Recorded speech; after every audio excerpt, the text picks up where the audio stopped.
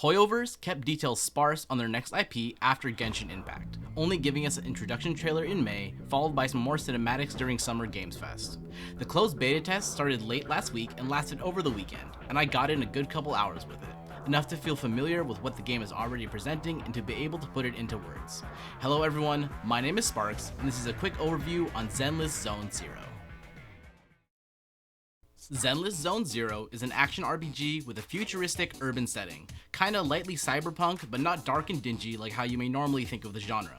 As touched upon earlier, all this footage was recorded from the closed beta, so as fleshed out as this game already seems, things are absolutely still subject to change. As it's a beta, there are no present gacha elements, but I'd imagine that will change once the game goes live. The core gameplay is divided into two parts, the hub world and mission-based dungeons. Within the hub world, you play as a proxy, an in-universe character that helps mercenaries traverse through the dungeons, known in-game as hollows, to find loot, do jobs, normal capitalism stuff. You have access to a small selection of streets around your business front, a blockbuster without games, giving you access to some shops, side quests, NPC conversations, and general world building. Also, you can say hi to a very good boy. As for the missions, those are done with a team of up to 3 units that can be selected before each one. Each character has quick access to 3 basic moves, a unique combo string, a unique special attack, and a dash. Combat can be described as being in the same vein as character action games such as Devil May Cry and Bayonetta, as each character will have slight variations in their combat thanks to things like charge mechanics, delayed attacks, just frames, and secondary modes. There is also a perfect dodge mechanic, which makes some fights against larger enemies feel very satisfying.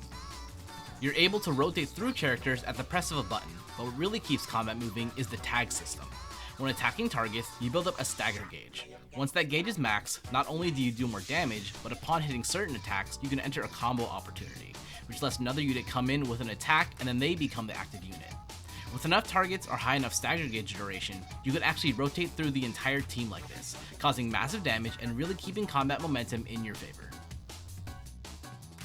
But combat isn't the only thing you do in missions. Each mission takes place within a hollow, basically a mess up area of subspace within the world. Traversal through each is done through a board game-esque grid, with different possibilities on each space, such as healing, shops, fights, and events specific to that mission.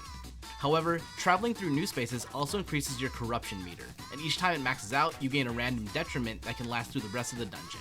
As such, each mission has light roguelike elements, as these upgrades and restrictions only apply within that instance of the mission.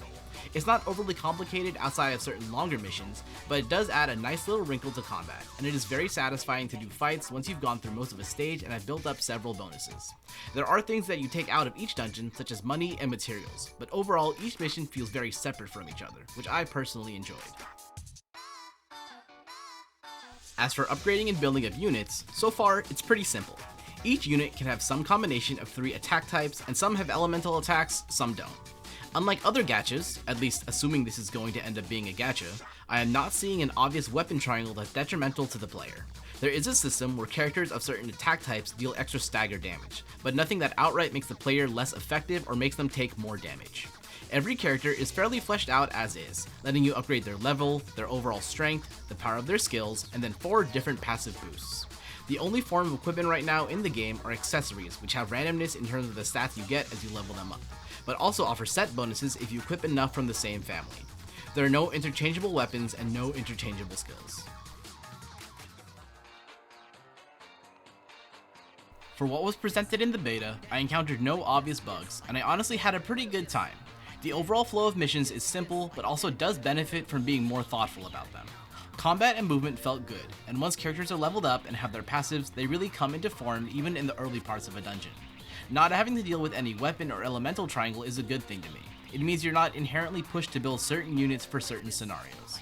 And since what is present doesn't negatively affect the player, it means that you're definitely allowed to find either the characters you like or the ones that are just outright strong together. I unfortunately did not have time to really hit the highest difficulty stuff of the beta, but what I did get through had some decent variation in terms of challenge, and I did fail some missions by outright dying. I think this was a very strong showing for Hoyoverse's new game, and while there isn't word yet on a release date or even a second beta phase, they have a good foundation and definitely have space to make tweaks both large and small. My name is Sparx, thank you for watching, and I hope this video gave you the information you wanted about Zenless Zone Zero.